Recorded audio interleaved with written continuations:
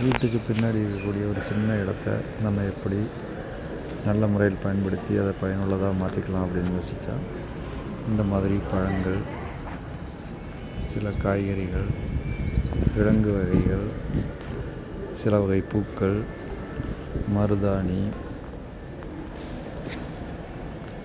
கீரை வகைகள்,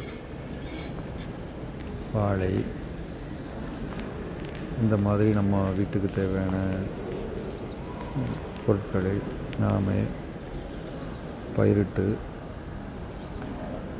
நல்ல முறையில் பராமரித்து பயன்படுத்தி கொள்ள முடியும். இது நம் வீட்டு தேவைகளை சிறிதளவு பொருளாதார ரீதியாக குறைக்க உதவும். நல்ல முறையில் பராமரிப்பு செய்தால் நல்ல பலன் தரும்.